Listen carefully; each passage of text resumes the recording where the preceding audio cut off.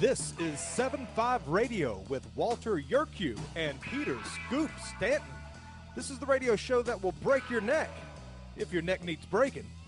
And here are the hosts of 7-5 Radio, Walter Yerkew, star of the biggest documentary movie ever made, The 7-5, and Peter Scoop Stanton, who starred in To Catch a Predator.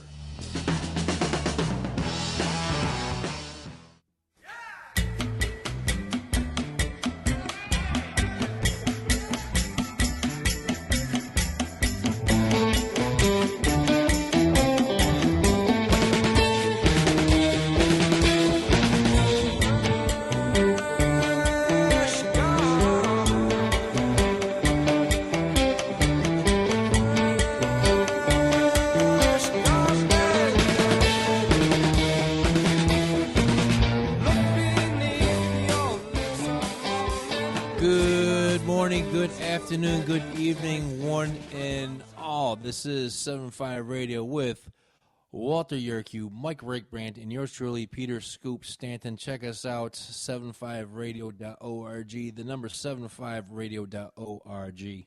We are red hot and rolling this 29th of June, 2024. Special shout out to the men and women of the Utica, New York Police Department. They're going through a lot of stuff right now because of an officer-involved shooting of a juvenile with a toy gun. Stay safe, one and all members of the Utica Police Department. Also, we want to say hello to our special listeners, Little Billy Keebler and the men and alleged woman of the Yonadasis New York Fire Department, also known as the Cellar Savers. Also, we want to say hello to New York's finest, New York's bravest, New York's boldest, and all disgruntled members of the New York Republican Party. Thanks for tuning in tonight. As always, first order of business, we read the names of members of the law enforcement community who were murdered in the line of duty. Tonight, we remember Deputy Sheriff Bradley Reckling of the Oakland County, Michigan Sheriff's Office. End of watch, June 22nd, 2024. His killer is in custody. And we remember Deputy Sheriff William Butler, Jr. of the Hillside County, Michigan Sheriff's Office. End of watch, June 27th, 2024. His killer is shot and killed. Anyways, tonight we have a very special show with guest Shannon Stephens, who ran for the Republican primary for New York's 2nd District on Long Island. We've asked Mike to join us tonight, who knows something very particular about the details. He did run for Congress himself in New York's 2nd District. Mike, take it away. Thanks, Pete. Shannon, thanks for coming on. Thank you for having me. No, not at all. So when I ran in the New York primary for New York 2nd District, we had a lot of lawfare type stuff going on. We got sued by the other campaigns, by the GOP, everybody, all that stuff happened. And Shannon was the attorney that actually kicked butt and kept us on the ballot. But this time around, something went a little bit different. They came out of the woodwork. They exposed themselves completely as the uniparty this time. But I'm going to let Shannon tell the story because she's much, much, much smarter than me and much better at telling it. So, Shannon, can you just kind of give us the brief what happened? Sure. I don't know if I'm smarter than you. I just have been in the mud with it recently, so I have, a new insight on it. So back when I was your attorney in 2022 for your run, the GOP seemed to have an interesting playbook where they threw a third candidate into each congressional district. It seemed their goal was to split the vote between two candidates of We the People's choosing, so that their establishment candidate got back in. For whatever reason, the playbook has switched in 2024. So what we saw this time around was a lot of the districts had, more than one person trying to primary the establishment GOP candidate. For myself, I was the only person, looking to primary Andrew Garbarino. But it almost didn't matter how many people you had looking to run against the establishment incumbent GOP candidate in each district, because what their playbook looked like this time was to keep everyone away from the ballot by disqualifying us all through court. So the way they did this was, they started at the Board of Elections proceedings. The Board of Elections has to hold hearings where petition of signatures is challenged. And I know Mike's very familiar with this situation because they do challenge your petition every year. Every time you run, they challenge your petition. And they'll have a multitude of challenges for your petition. They'll go on and on about the fact that they don't believe you followed the rules, essentially, is what it is. And they come up with 4 million different ways that you might not have followed the election law rules. But they allege that you broke the law in collecting your signatures. So at that point, they get to comb through your petition. So this is their playbook, their plan every run. The interesting thing about that is in order to challenge your petition and sort of comb through all of your signatures, they have to have people that object to your petition at the Board of Elections and say, hey, we don't think you followed the law here. Those are supposed to be concerned citizens. And, you know, I'm not in the room with you, so I'm going to put that in air quotes, and here's why. Most citizens do not understand the process of collecting signatures or how all of this works, let alone enough to know that they can challenge a petition of a candidate. So when we say concerned citizens are the ones objecting to these petitions, what we mean is people actually put up by the GOP to challenge your petition. And I know Mike is familiar with this too because we saw a repeat offender this time around that was one of the objectors in 2022. And the interesting part about the objectors is they all work for the Board of Elections in the county where you're running. So both of my concerned citizens, objectors, however you want to call them, both of them work at the Suffolk County Board of Elections. So they get to challenge your petition. They comb through it. They come up with what they believe are egregious wrongs that you've committed, and they go before the Board of Elections for a hearing. But they use this nice word, fraud, when they challenge your petition. And they do this every time because the word fraud automatically kicks their proceeding out of a Board of Elections hearing and into a court jurisdiction, which places you in a courtroom with them. Then they get to sue you on a civil level. Once they sue you, you have to go and defend your petition, not only to the Board of Elections, but to a court of their choosing, wherever they filed their petition. Unfortunately, they're filing their petitions in front of judges that they've elected who used to be attorneys that worked for the GOP. So lo and behold, the attorneys that I was up against, or the law firm rather that I was up against, has been a GOP favorite in Suffolk County for a very long time.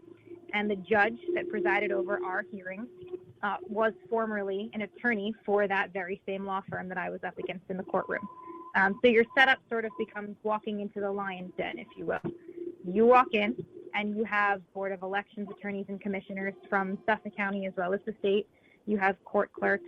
You have court lawyers, you have court officers, you have the judge, you have the opposing counsel, which is an entire firm, and then you have yourself. And they all know each other. They're all familiar with each other. They've worked with each other. You are the only outside individual there. So that's kind of the setup for how they go about disqualifying you, if you will. Wow. All right. So the judge gets stacked against you. That's basically what happens here. The uniparty decides what they want, who they want, and they're going to stack the deck as much as they possibly can against you. Now, that's what they do. Yep, they're looking to make sure that you never make it to a ballot. Right. And the Board of Elections, did they step outside their normal bounds this time around? Did they do something they normally don't do? Did they come out in like a way that they normally wouldn't? The interesting, and I can't speak for everyone else, I can say that what I do know is I ran in District 2. There were 4 other candidates running for a Republican primary in District 3. There were also 4 grassroots candidates running for Kristen Gillibrand's Senate seat. What I can say for my own case is the Board of Elections broke New York State election law with regard to my hearing specifically. So the interesting thing about the Board of Elections hearings is they are supposed to tell you that you have a hearing, give you proper written notice of your hearing, and they send you letters. You know, you get what you call service of process, if you're familiar with that. You get served with all of these papers officially through the mail. So, you know, when you run for office, you start to get very frequent visits from the FedEx trucks because they bring papers upon papers. But the interesting thing was the letter that I got served letting me know that I had a Board of Elections hearing came 22 hours before my hearing. Now, the interesting part about that is the letter states that if I'm going to defend myself, I have to have written responses and I have to send them to the Board of Elections 24 hours prior to the hearing at least. So by sending me the letter and not serving it upon me until 22 hours before our hearing, they had put me already out of compliance with New York state law. I was actually in the summary room when I received the letter. So I promptly checked myself out of the hospital and headed home to prepare for the hearing that they would refuse to move. So I showed up at noon virtually the next day for our hearing. I was with the New York State Board of Elections as well as the opposing counsel that was there to represent the GOP and Andrew Garbarino. And they didn't really go through much of anything in terms of substance. Essentially, they started the hearing off by basically telling me because I did not give them enough of a response that they weren't going to count any of those anyway. So I was already still left with signatures in their eyes in terms of having valid signatures. In other words, they kicked so many signatures out for reasons Garbarino's team gave that no matter what I did at that hearing, I couldn't have enough back that would make me a viable candidate again. And they had stated this out the gates before we ever looked at anything substantive. So it became one of those issues where I promptly ended the hearing because it became clear to me that I was going to sit there less than 24 hours out of surgery to go through signatures that they weren't going to give back anyway. So it was at that point that I had resolved to file a validating procedure, which is you can file your own lawsuit essentially from the candidate side to get yourself back on ballot. I did. Okay, folks, we're going to stop right there. When we come back, we'll have Shannon Stephens talk about how she was railroaded by the New York State GOP. Also, we got some other things going on. Old man got beat down by Donald Trump this week. Stay tuned, everybody. This is 75 Radio.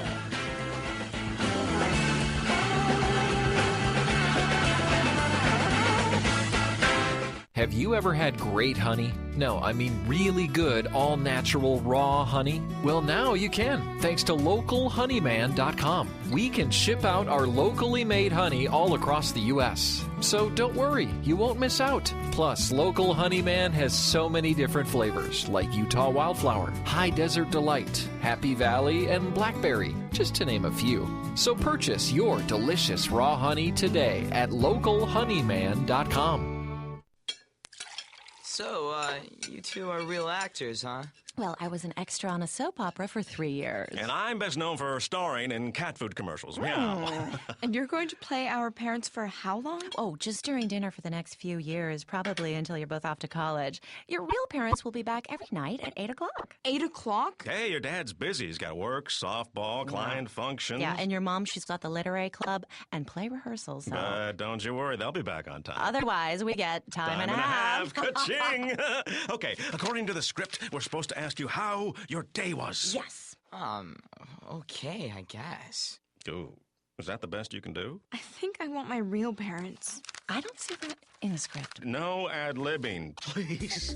There's no substitute for a loving parent. And when you're really there, you'll know how much you care. From the Church of Jesus Christ of Latter-day Saints. For more tips on strengthening your family, visit family.mormon.org. Do you treasure your liberty? Well, at lovingliberty.net, we most certainly do. And we want to help protect your liberty, too. Become part of the family. Everyone knows that the core of any society is the family.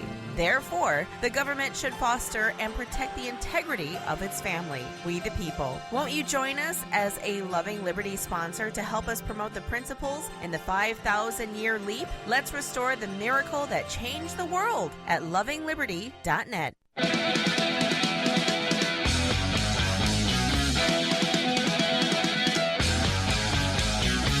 You're back, and Scoop is just getting done staring at Danila's Instagram account. Here's more 7.5 Radio.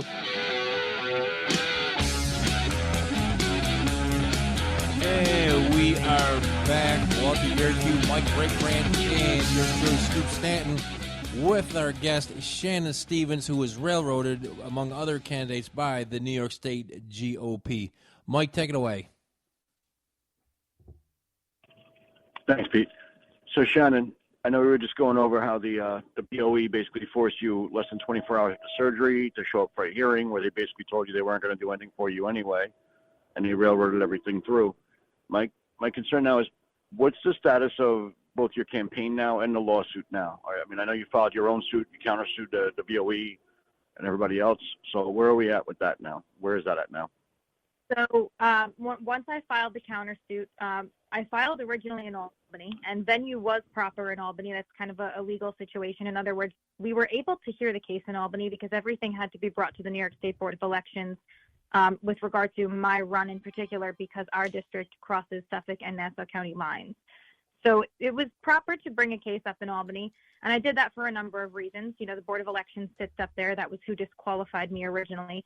However, the GOP had an interesting way of clawing my lawsuit back to Suffolk County through a clause that they put in their own lawsuit originally, stating that any and all related proceedings had to be brought before the judge that they brought their case before.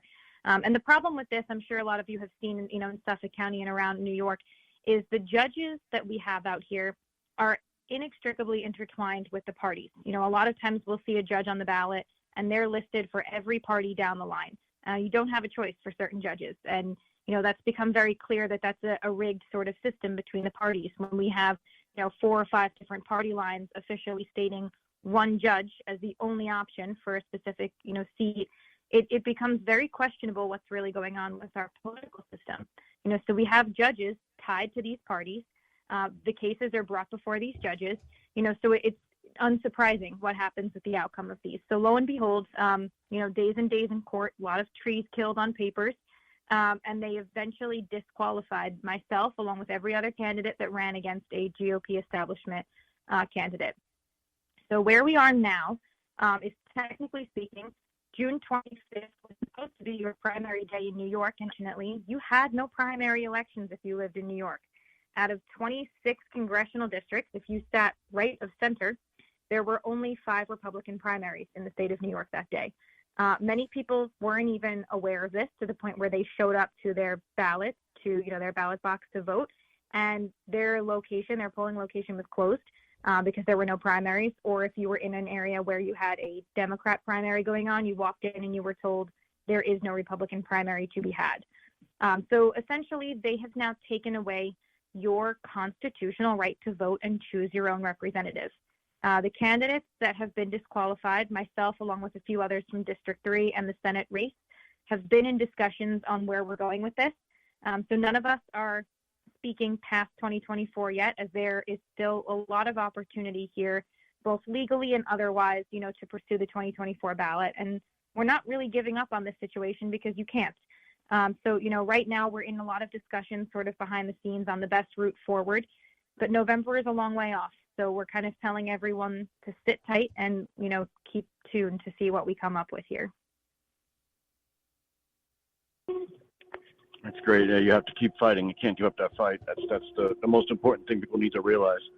You know, they have to stay in the fight. Just keep being persistent. Keep getting in the fight. Keep making people aware. Keep recruiting. Keep getting out and spreading word. That's critical.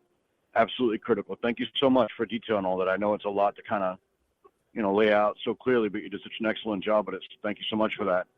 And I have to try and hit you up just for a little bit of legal advice, non-political.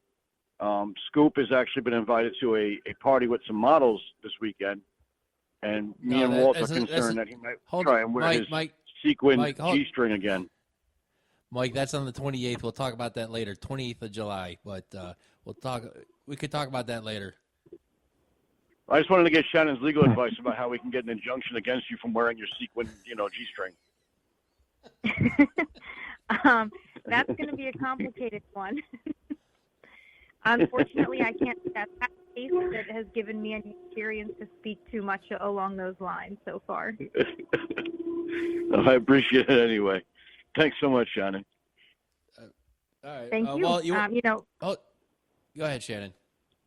No, you know, I just wanted to make sure, you know, that I stated, you know, the biggest part of this is really sharing what's going on here on Long Island with our voters, with our constituents and our community members, because I really don't think a lot of people, you know, understand or fully know what's going on within their party and what's happening with their votes. You know, and it's not a problem that we, the people, are not necessarily paying attention. We do have some complacency. We've seen that across the country. But the huge issue that we have here is what you're not seeing behind the scenes. You know, we can't expect people to be experts on every facet of our political system. And we're quickly learning that, unfortunately, we have to be in order to protect our constitutional rights and, you know, the country that we have here. So it's very important, I think, that we just keep talking about it and really sharing the truth behind what went on here in our elections, and make sure that people understand that their constitutional right to exercise, their right to vote was taken away from them here in New York. Normally you have the right to enter a ballot box to choose your candidate. We would have that opportunity in a primary. We should have that opportunity in a primary as well as the general election, but it's sort of an interesting, and I don't mean interesting in a good way, but it's an interesting thing to see, what's happening here on a local level with our races like this versus even on a very large federal level. I think we kind of saw this, with the Joe Biden debate and how we're seeing, the choice to possibly remove Joe Biden as the main candidate from the Democratic Party. I think we're seeing the same things go on where, really, if we're waking up to what's going on here as Americans, we can see that our right to vote, our right to choose who is representing us and our elected officials is very quickly being taken away from us. So this is looking more and more like a banana republic, and it's something to really start becoming alarmed about. Wow. Absolutely. Well, you want to? Absolutely. Sorry, stepping in the mic. Well, you want to? No. You got any questions for our guest? I don't know if it's a question, but it's certainly, a comment. As far as the entire process that you just explained to us, Shannon, most people in the general public have no clue, myself included, have no clue on how to go about situations such as what you were talking about getting on a ballot and staying on a ballot, and then you're getting served because they say the petition that you put forth is fraud or is fake, or the names are made up, or why doesn't the Board of Elections, when you want to run for a seat, why does the Board of Elections not have a pool of attorneys that can assist you, not you particular, assist me if I want to run for a seat, and explain to me and show me and tell me what is expected, because they could turn what they expect that you might have done to look tainted and then bring you to court and literally, sue you for fraud, because our criminal system has attorneys at their, they just pass around attorneys to the criminals that can't afford one, because that's in our Constitution. So why do they not have some type of advisory pool that can counsel you on how to go about it the correct way to avoid all this? I mean, you're an attorney. I think that would be feasible. No, I agree. And I think the short answer to that is gatekeeping and control. And by that, I mean, if they were to actually explain the process to you, if they were to have attorneys on hand and available for you to understand the process to run as a candidate, or to even, as a regular citizen, want to understand the process that your candidates are going through and what they should be doing in order to achieve ballot access or run for office, that would mean that they would have to be doing their job of serving we the people. But to do that job means that the opportunity for we the people to run, to obtain, access to a ballot, to possibly obtain one of these seats, means that they're losing control. We're seeing this on a federal level as well as a state level, all the way down to our most local races. It's all about control. If they have the control, they have the power, they make the rules, right? And they're constantly changing the rules daily on us. If they actually created a process where it was an open access sort of situation, that would mean that they lose their power and their control. And I think that's mostly what this is about. Wow. All right, we're coming to a halfway point already. Shannon, can you stick around for another 2 segments?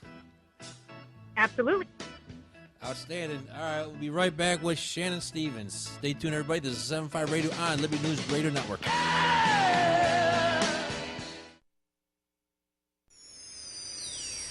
Proclaiming liberty across the land. You're listening to Liberty News Radio. Summer is upon us and the weather is beautiful. Everyone has a favorite outdoor activity: golf, bike riding, bird watching, long walks. Ask 100 people and you'll get 100 answers. But if everyday aches and pains are keeping you on the sidelines, I have one answer: Relief Factor. Relief Factor is a 100% drug-free daily supplement that helps your body fight pain naturally. Developed by doctors, Relief Factor uses a unique formula of natural ingredients. It doesn't just mask pain, it helps reduce or even eliminate it. Wherever you're hurting, back, neck, joints or muscles, in 3 weeks or less you'll start to feel the difference all day, every day. So whatever you like to do, swimming, pickleball, hanging out in the garden, Relief Factor can help you feel good again and let you enjoy all your favorite outdoor activities all summer long. ReliefFactor.com, 1-800-4RELIEF, 1-800-473-5433. Fight pain naturally with Relief Factor. Democrats in California have agreed to delay a minimum wage increase. The move is to help balance the budget. Healthcare workers were supposed to see a raise on July 1st. Now their pay will increase on October 15th if state revenues in the first 3 months of the fiscal year are 3% above expectations. If that doesn't happen, the increase would start in January. The delay is part of an agreement to close an estimated $46.8 billion budget deficit this year. Lawmakers will likely vote on the budget proposal next week. John Scott reporting. Rescue teams have been trying to keep dozens of dolphins away from shallow waters around Cape Cod. Some 125 of the creatures earlier stranded themselves.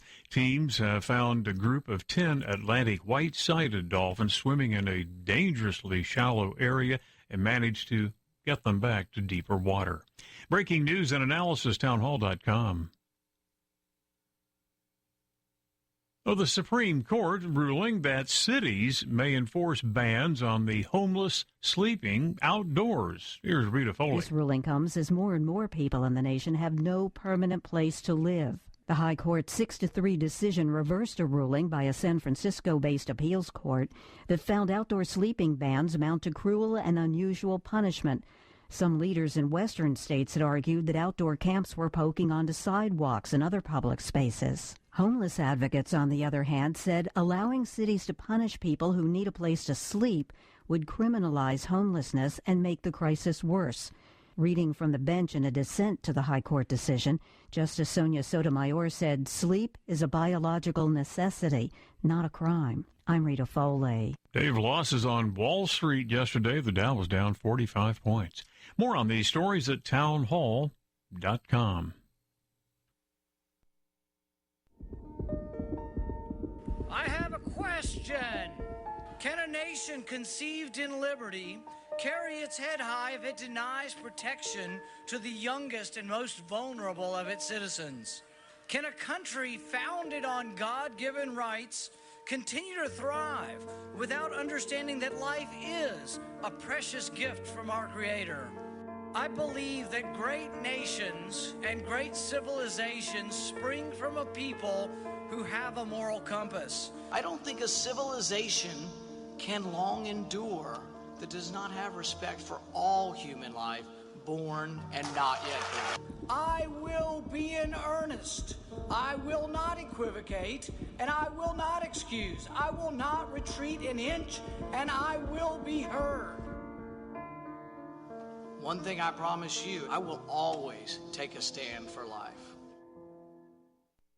As you are aware, America is divided over every fault line possible. This is intentionally fostered by those who do not love God, family, or country. We believe a peaceful future as a free people absolutely depends on civility. Clarion Call for Civility is looking for funding and volunteers at every level to make our hopes and efforts a reality. Please donate, sign our pledge, and help us in our sacred cause. Please visit callforcivility.com for more details. Callforcivility.com. Introducing Managed IT Services from NPI. We offer top-notch data backup and recovery, email spam protection, and network security tailored to your needs and budget. With 20-plus years of experience in the medical field, our HIPAA-certified consultants know what it takes to protect sensitive information. Don't settle for less. Give us a call at 801-706-6980 and experience the difference with Managed IT Services. Remember, your IT support should be fast, efficient, and reliable.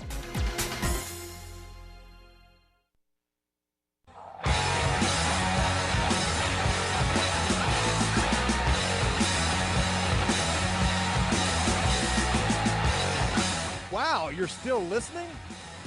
Here's more 7-5 Radio. And we are back, 7-5 Radio, with Walter Yerkew, Mike Rakebrandt, Scoop Staten, and a very special guest, Shannon Stephens. Walt, you got any more questions, comments, or concerns to our guest? Just, yeah. I lost my train of thought. What a dumb thing to do in a conversation like this. Okay, my train of thought is that when someone in an official capacity tells you that you did wrong, okay, and now I'm speaking on all levels, from being pulled over, by a police officer to what you were talking about, Shannon, with the Board of Elections, telling you that we believe you did something wrong and we're going to bring you in and we'll hash it over in a court, okay?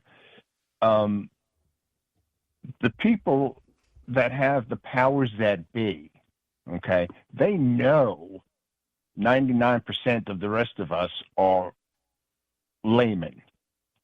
In other words, not knowing exactly what the official capacity is to do certain things. Mike and Scoop can tell you that, let me put it to you this way. When I know what I'm doing, they don't like it.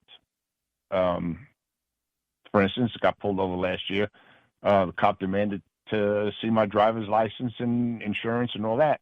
And I showed it to him, and he went to grab it, and I wouldn't give it to him. Now, there's no law anywhere, and it falls under the Fourth Amendment, that I have to give it to him. Okay? I knew that, and he did not like that one bit because I knew the law better than him. So when you go and try to grab a seat in an election, you need to know, and they expect this of you, you need to know the procedure. And how would one find out the procedure? Which would fall back to what we spoke about before the break, was there needs to be somebody in between to tell you what they expect, so you don't, by accident, commit a misdemeanor, on fraud. So it's the system that we've elected, that hire, we know nothing about. And I'm speaking about 90% of the people in America. We know nothing about it. I don't know how to get on a seat.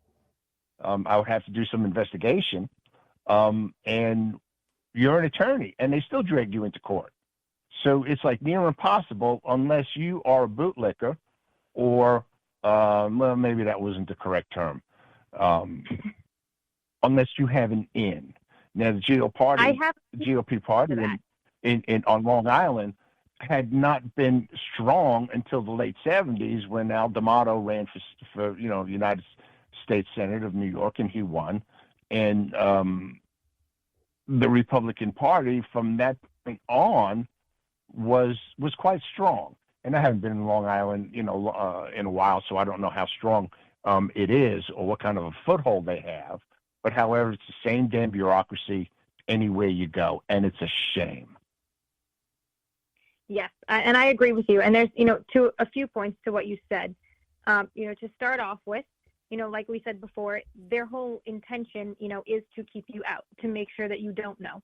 But part of the interesting thing about what you said is it's not even what we the people have, quote, allowed or elected or created. The gatekeeping mechanisms that are in place right now, particularly what we're talking about when we're talking about the way that they kept, all of the candidates off the ballot right now, was they used certain aspects of election law. And the interesting thing about election law is there is something called the black letter law, which is the way the law is written. It's exactly what's in a law when you look it up, how it's written, what the words are on the page. And then there's something called case law and precedent. And case law and precedent are created from judges' decisions that become binding, depending on how high a court level you're talking about, or at least influential when you're talking about judges deferring to other judges' decisions and things like that. The interesting thing that we have going on here, and again, this is something that most people wouldn't know, and I have figured this out from studying election law versus election case law when it comes to the black letter versus case law issue, both between, representing Mike in 2022 and now representing myself in 2024. And I'm by no means, an expert in election law. I've just read it forwards, backwards, and I have, the advantage over most other people in the fact that I am an attorney to kind of understand, some of the nuances and the legalese going on there. But the difference is when you read the black letter law as it's written by our state legislators, it says that there should be substantial compliance when you're collecting all of these signatures to get on the ballot. And the words they use are substantial compliance, and the purpose that it states is to avoid fraud. Meaning they understand that when you're collecting upwards of 1,000 or, in the case of, the Senate seat, even 15,000 signatures, you're out there, your volunteers are out there. If you're looking to collect, way more than the number of signatures you need, you have to have a lot of volunteers. You're asking people to sign, give their address, know that there's a difference between town and township, and there's a lot of different, ways that small errors can be made. Do I sign first? Do I print my name first? Which order do I write the date in? What's my town versus my township? Oh my goodness, I moved an apartment. Let me cross this out, right? There's human error in signing these petitions. The black letter law seems to allow for that. What I found when I was in court was that the judge and the attorneys that I'm up against, the attorneys that the GOP hires, are holding you to a different standard when you're in court. And, just as you said, they don't like when you know what you're doing. They were not fans of the fact that I knew a bit about their game already. So it became a harder game, right? They upped their ante. So they started working off of what I realized halfway through our case was a strict compliance standard, essentially leaving zero room for human error. And what I mean by that is at one point in a very long day of going through signatures, I had one signature. We went line by line, by the way, in terms of whether or not the judge allowed a signature in or not on my petition. It got to a point where the judge took his glasses off at one point and was deciding whether an elderly woman wrote 99 or 94 for her street address. There was no legal determination that went into that, no expertise from being a judge, just what he thought the number looked like. And if he decided that it didn't look like what her address was on her voter registration, it got kicked out. Things that he decided looked too messy. If a volunteer retraced a date to make it darker to try and clarify it, that could have been altered in his mind, so that got kicked out. Someone who moved, an apartment unit within the same apartment building and didn't update that on their voter registration, it was kicked out. Someone who got divorced and did not change their last name, it was kicked out. Things like that. So we're not using legal determinations here. We're not actually talking about fraud. We're talking about judges using a 0% error rate to keep you out. And that's not actually what the law says. So they're kind of creating their own corruption and corrupt precedent to judge your petition off. And the interesting thing about that is if you looked at any of their petitions, they'd be guilty of anything that they're accusing the other candidates of. The problem becomes you have a grassroots campaign, you have a finite amount of resources. You don't have the availability and the resources to defend your own petition of signatures and at the same time go after theirs. So I'm sure there's a lot in their petitions, that could essentially have them kicked off the ballot by their own rules and their own standards. They're simply banking on the fact that they have, a never-ending pool of resources that you don't have as a grassroots candidate. So it really is a system designed for we the people to fail. And I have found in talking to people that very active committeemen who are very involved in their local GOP clubs had no idea that this is the way this goes. So if they don't know, we the people don't know as a whole group, and we need to know because our elections are being stolen from us without us even realizing. Wow. Thank you. Shannon, here's a question. Like all this tomfoolery going on with the New York GOP, why hasn't the media picked up on this, especially Newsday, who actually hates anything right of Karl Marx? It seems like it's a total blackout of people just getting kicked off the ballot. It is, and it's not for lack of trying. Myself and a few of the other candidates, we're trying to voice our opinions. We're putting things out there. But, like anything else, you're dealing with what we've called the machine, right, on a federal level versus state level. We have a system in New York that they have created where they control every facet of the entire process, from the court to the Board of Elections, to the GOP itself, to the Democratic Party, to the news, the local media. No one wants to take your story. No one wants to hear it. And as soon as you start talking politics, if you're Republican on Long Island, a lot of our news outlets are Democrat. They don't really want to run a Republican story. And the GOP has a very broad range of control here, unfortunately. So they're able to squelch the story. It has not helped us locally that Donald Trump has been doing a lot of these riots. All right, Shannon, stay right there. We'll be right back with our final segment here on 7-5 Radio.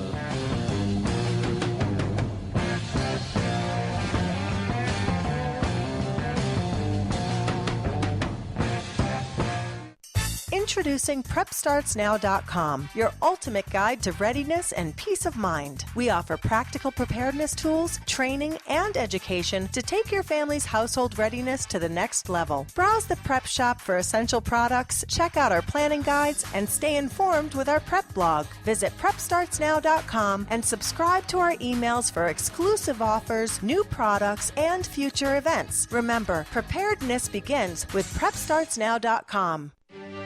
As a parent, is receiving a faith-based, character-focused education for your children difficult to find? Do you believe that godly principles should be a central component in your child's education? Imagine a school where faith and integrity are at its center, where heritage and responsibility instill character. For over 40 years, American Heritage School has been educating both hearts and minds, bringing out academic excellence.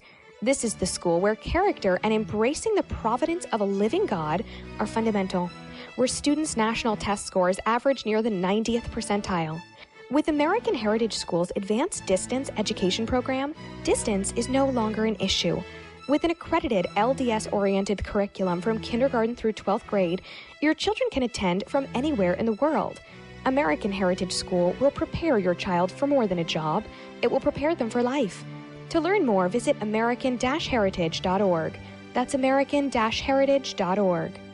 Former Sheriff Richard Mack recounts in his book The Proper Role of Law Enforcement how he came to realize while working as a beat cop how wrong the all-too-common orientation of police officers is when they think of their job as being to write tickets and arrest people. Richard Mack tells of his personal transformation from by-the-number cop to Constitution-conscious defender of citizen safety and freedoms. Learn what it really means to serve and protect. Purchase your copy at CSPOA.org. That's CSPOA.org.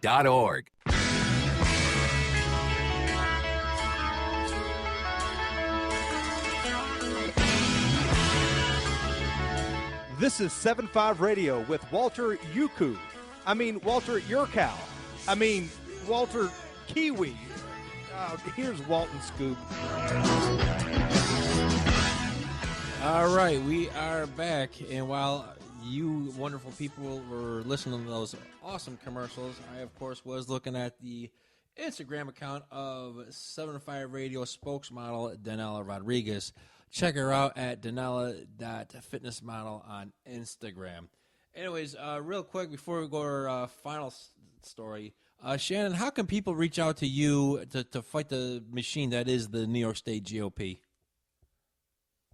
So basically what I've been telling people, is if this is pissing you off or angering you in any way, the fact that you're learning that you don't have, a right to vote, a right to choose your elected officials, and then instead you're being given, installed officials here in New York, then please reach out to us.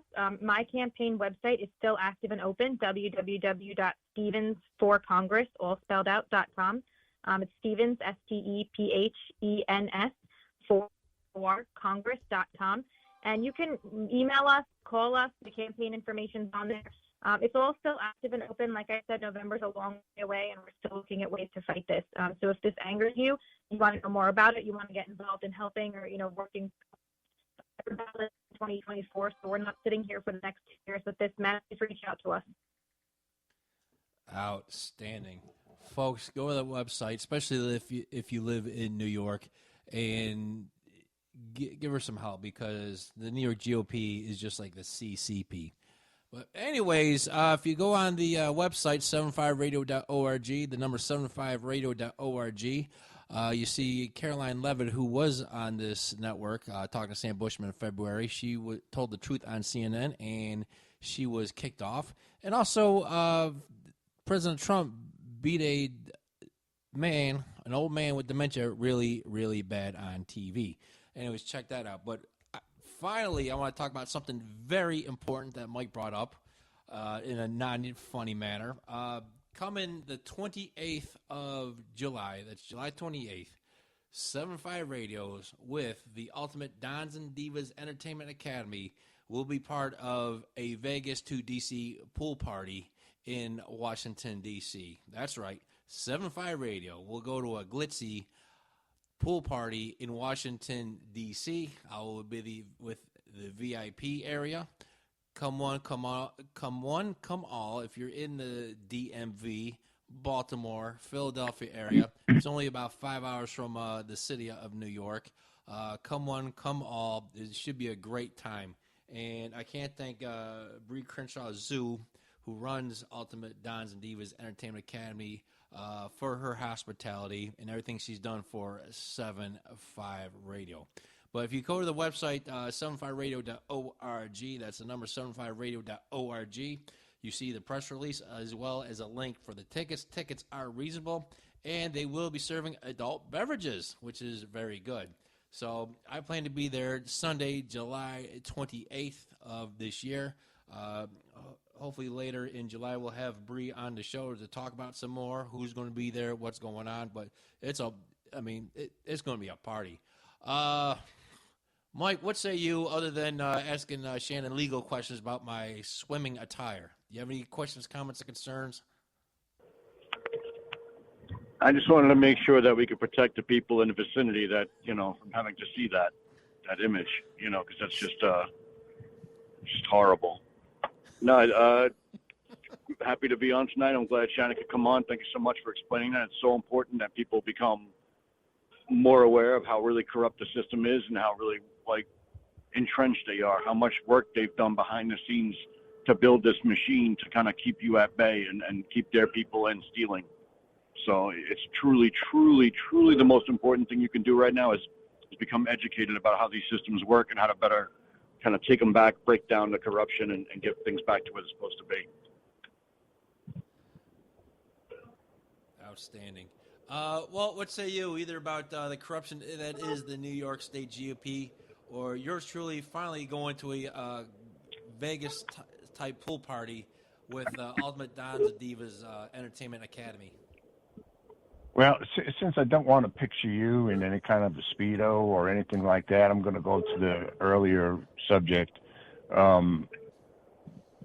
where Shannon said that we don't get to vote for the officials that we want elected. And on this show for over 6 years now, I've said it time and time again, not just about Mr. Trump, but about every other president in recent history, that we don't get to elect a vice president. You have somebody, man or woman now, of course, just choose somebody out of the drop of a hat because they may have done something well when they were in Congress 30 years ago, or they thought it was done well 30 years ago. In my world, we have a presidential election in November. There should be people running for the vice presidency. Now, depending on which party wins the White House, those 2 or 3 people have a vice president election in December, and we vote for a vice president. That's just me. I think that's a great idea. We're seeing more and more of our constitutional right to vote be taken away with every seat that we're looking at. And as a quick aside to your pool party issue, that might be a lovely alternate use for those solar eclipse glasses that were giving out a few months ago. If anyone still has those around, I'm pretty sure they block a lot out. But overall, I agree. Our right to vote is being taken away little by little, and honestly, a lot at this point. It's being completely denied us, and we're kind of sitting down and taking it as a country where Ronald Reagan had told us that we had to, like, if we can keep it. This is the if we can keep it stage. He also said that we're never more than one generation away from losing our freedom if we don't fight for it. I'm paraphrasing his statement there, but his point was we have to fight for what we have here. We cannot be complacent. We cannot sit down. We cannot take what they do to us, because we have to remember that this was, created as a great, wonderful experiment of the people, by the people, and for the people. And right now, what we're seeing is a great many of us silenced for the few, and for the few to maintain their power and their hold on our entire country. It boggles my brain how we have, millions of people here who disagree with things that go on in our government every day, and we sit down and we say, that's fine, we'll move on. We take things without question. No one's asking questions about wildfires from a year ago, Lahaina. We're not asking questions about things that, once upon a time we wouldn't dare to accept without questioning, investigating, and not letting go. And I think our founding fathers would be very concerned at the way our country is going right now. So I would challenge everyone to start paying attention and start really looking into things and question everything, and take nothing at face value, because nothing is ever what it seems. And your civil rights have been trampled on time and time again by our elected officials and the people they hire, and it is almost beyond repair. And everybody remembers this during Obama's administration, and I hope I'm not the only one that jumped up and said what I'm about to say after what he said. He got some questions from a reporter that he felt that was harassing, and he didn't want that happening, and this is my house. I jumped up and I says, no, butt-face, that's my house. You see, that's how strong these people are getting that are in charge. That's my White House, not yours. You're just a tenant, and you're not even paying rent. That's my house. And I hope I'm not the only one that jumped up and said that. And that just goes to show you that they will feed on ignorance. And I don't mean that in a bad way, ignorance of the law and ignorance of your rights.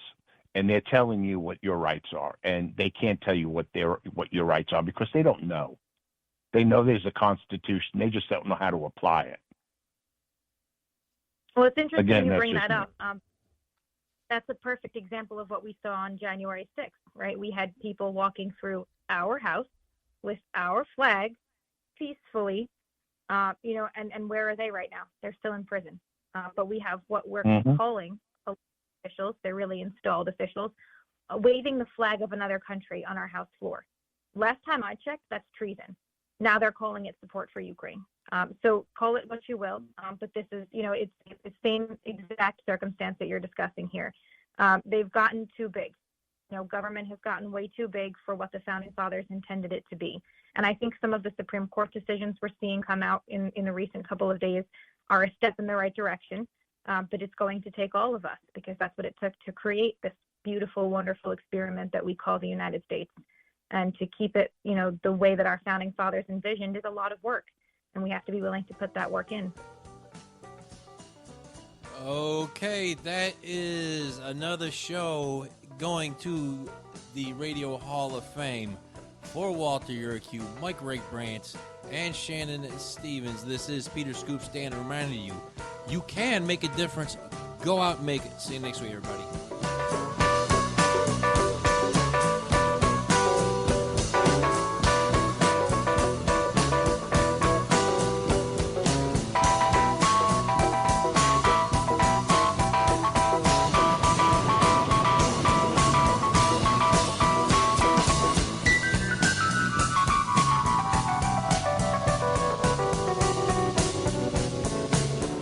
James Edwards for 7-5 Radio. For those who work the streets and the jails, thanks for keeping us safe.